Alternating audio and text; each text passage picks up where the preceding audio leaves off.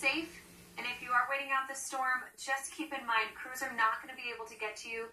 The governor of Georgia is telling people it may be over 72 hours before rescue crews can get to you if you do decide to hunker down and stay in your house. So heed the warnings, get out if needed. You need to move quickly. This storm is approaching the Georgia coastline and South Carolina as well. We can't rule out up to 10 inches of rain, and with that storm surge could cause devastating flooding. The devastating flooding we had in Charleston just a year ago, it could match that. So we have to compare these amounts of water, and that could be some very dangerous situations. Charleston and across parts of South Carolina today, you still have a slight risk for severe weather.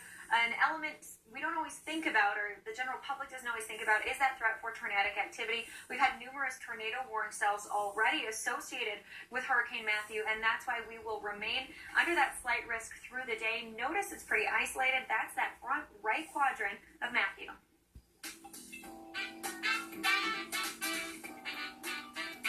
Now it's time for your local weather.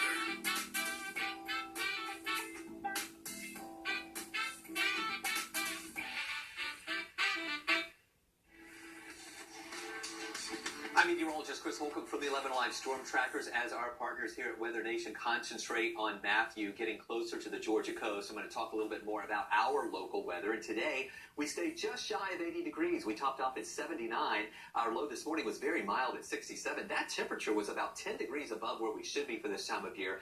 Officially at Hartsfield-Jackson, as of 5 o'clock this afternoon, no rain. We're more than 6.5 inches below where we should be in rainfall. We have seen a few light showers that moved in, enhanced by Mathew and the circulation and flow around that storm. And we'll continue to track Mathew as it moves up along the Georgia coastline during the evening hours and overnight over into South Carolina for Saturday and Sunday. And as it pulls away, we will have a dry weekend. Just some of the impacts that we're experiencing are tonight, the light rain, and then tomorrow we're going to see breezy conditions. Winds coming in between 10 and 20 miles an hour with some higher gusts at times. And then cooler air is going to be moving in as we head into next week. So here's a look at the wasometer on Saturday, a low of 70 degrees. We do warm up a little bit more tomorrow as the clouds decrease and the sunshine comes through. We'll get up to 83 degrees. But remember, it is going to be on the breezy side during the day here on Saturday. If it comes in like it is, we're not going to get much sunlight tomorrow. We will have a few clouds to start, and then in the morning throughout the day, those clouds will break up, and that wind is going to be kicking up with a high of 83 degrees. We'll give that 10 on the wasometer.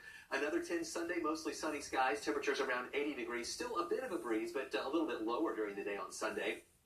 Cooler air arrives for your work week. On Monday, a high of 75, lows in the low 50s, even 72 for a high on Tuesday. We're going with 11s on the wasometer with that nice fall feel to the air.